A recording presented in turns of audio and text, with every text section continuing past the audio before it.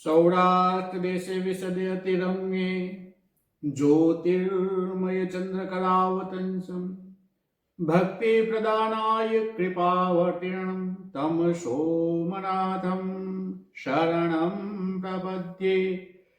જય સોમનાથ.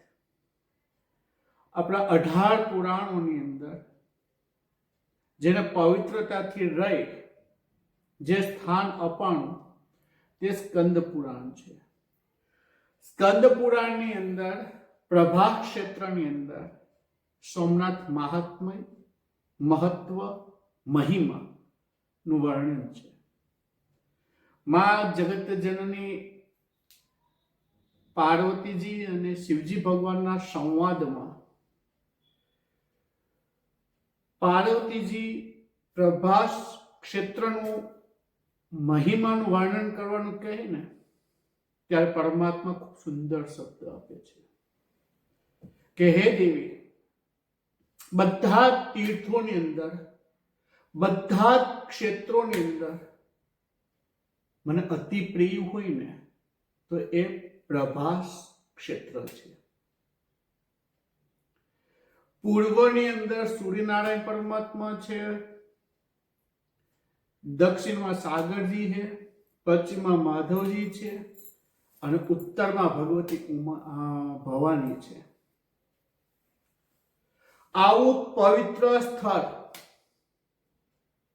આ સ્થળની અંદર મહિમા એટલા માટે છે કે ભગવાને અહીંયા એવું કહેલું છે કે આ 12 યોજનની અંદર પ્રભાસ ક્ષેત્ર છે. આ 12 યોજનની અંદર જેટલી નદીઓ છે, તળાવ છે, વાવડી છે, કુવા છે, ખાડા છે કે જે જળનો સ્નાન કરવાથી પણ મહાપાપનો નાશ થાય ને સાથે તીર્થ સ્નાનનું પુણ્ય ફળ પ્રાપ્ત થાય. કારણ કે ભગવાન અહીંયા સાક્ષાત બિરાજમાન છે. હર અને હરિ નું ક્ષેત્ર એટલે પ્રભાસ છે. કારણ કે દ્વારકાધીશ પણ મહાદેવથી અલગ નથી, એટલે દેહોત્સર્ગ છે. અને એ દેહોત્સર્ગ તીર્થ ક્ષેત્ર ત્રિવેણીનું ઉત્તમ સંગમ સ્થાન અહીંયા છે. આ ક્ષેત્રમાં રહેનાર વ્યક્તિ મહામૃત્યુંજયના જપની સાથે સતત રુદ્રી કરે તેને મહાપુણ્ય ફળ પ્રાપ્ત થાય.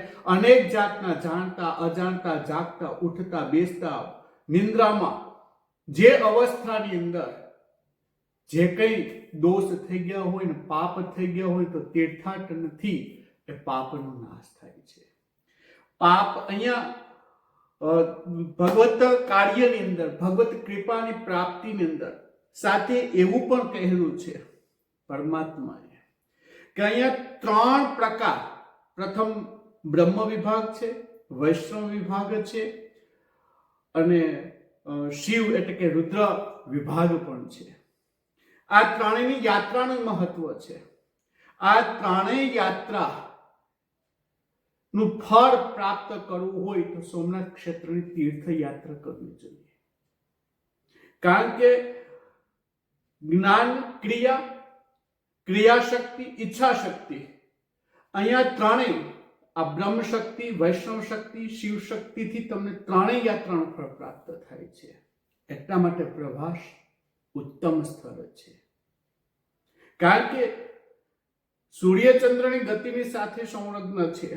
અહીંયા દક્ષિણ ધ્રુવ સુધી કોઈ વસ્તુ સાગરની અંદર નથી એ પણ અહીંયા ઉલ્લેખ કરવામાં આવ્યો. આટલી સદીઓ સુધીઓ, 4 યુગ નું પરિભ્રમણ પછી સત્યયુગથી લઈને અત્યારે કળિયુગની અંદર આપણે પ્રવેશની અંદર આ હાલની તકે આ 4 યુગથી પણ જે અડીખમ છે પોતાનો પ્રભાવ, પ્રભાત ક્ષેત્રની અંદર જે પ્રભાવશાળી તરીકે તીર્થ સ્થાપના છે કે જેના પ્રભાવની અંદર એ પ્રભાસ ક્ષેત્રની અંદર મનને શાંતિ કરવા માટે, ધર્મને સ્થિર કરવા માટે, ધર્મને જાણવા માટે, ધર્મને સંલગ્ન થવા માટે જો સોમનાથની યાત્રા આપણે કરીએ ને તો પણ અનેક ગણું પુણ્ય પ્રાપ્ત થાય છે. કારણ કે વૈશાખ મહિનાની ચતુર્દશીના દિવસે જેટલા તીર્થોથી માંડી અને જે દેવતાઓ છે ને એ પણ અહીંયા સોમનાથ ક્ષેત્રની અંદર આવે છે. પરશુરામની તપોભૂમિ છે, કૃષ્ણ ભગવાનનું દેહોત સર્ગ છે, પૂર્વની અંદર વહેતી નદી એટલે કે સરસ્વતી માતાજી પણ પ્રાચી ક્ષેત્રની અંદર બિરાજમાન છે, ત્રિવેણીનો સંગમ છે. આ પ્રભાસ ક્ષેત્રની અંદર દેવતાઓ પણ જો આવતા હોય અને એ પાવન ભૂમિ ઉપર જે વ્યક્તિ સદકર્મ કરે ને એ શિવલોકને પ્રાપ્ત થાય છે. કારણ કે દેવતાઓને મોહિત કરે ને એ આપણે આ પ્રભાસ ભૂમિ છે.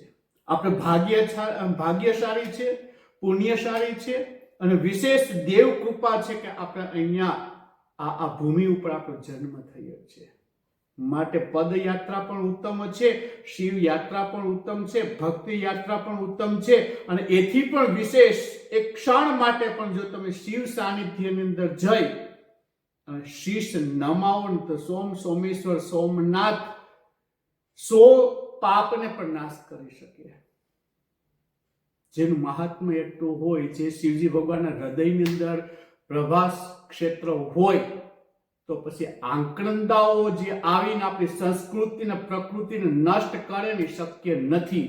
કારણ કે સુવર્ણની પણ સોમનાથ હતી, ચાંદીથી પણ હતી, કાષ્ટથી પણ હતી, અત્યારે પથ્થરથી પણ છે, પણ એ જ અધિકમ છે. હજી પણ એનો પ્રભાવ આ પ્રભાસ ક્ષેત્રની અંદર હર ભક્તોના હૃદયની અંદર બિરાજમાન સોમનાથ દાદાના આજે હજારો વર્ષો પછી પણ જો એનું મહાત્મ્ય આટલું હોય તો કોઈ આંકડંદાઓની મલેચ્છાઓની તાકાત નથી, શક્તિ નથી કે ધ્વંસ કરી શકે. કારણ કે હૃદય એક ભક્તના હૃદયની અંદર સોમનાથ મહાદેવ છે. અને એ સોમનાથ મહાદેવને 72 કલાક સુધી યુદ્ધ કરીને ખંડિત કરી નાખ્યું મંદિરને. ભક્તોના હૃદયની અંદર બિરાજમાન સોમેશ્વર સોમનાથ હજી પણ એવા પ્રભાવની અંદર છે. યાદ રાખજો, તમારું એક પદ જ્યારે શિવ સાનિધ્યમાં જશે ને ત્યારે સુખને પ્રાપ્ત કરશો, શાંતિને પ્રાપ્ત કરશો, સંસ્કૃતિને પ્રાપ્ત કરશો. બસ એટલું યાદ રાખજો. આપણે બધા ઇતિહાસોની ખબર છે, પણ આપણે આપણા ઇતિહાસ વિશેષ સોમનાથ મહાદેવને બચાવવા માટે અનેક યોદ્ધાઓ, અનેક વીરો શહીદ થઈ ગયા. એને ભાવાંજલિ આપણે આપી શકીએ. જેની આ સોમનાથ મહાદેવને હજી પણ એ ધર્મની ધજાને ફરકતી રાખી છે. તો આવા સાનિધ્યની અંદર જે ઉત્સવ થાય ને એની અંદર તો ભાગ લેજો, પણ વાર તહેવારે પણ સોમનાથ મહાદેવના આશીર્વાદ લેતા જજો. એની સાથે જય સોમનાથ, જય સોમનાથ, જય સોમનાથ.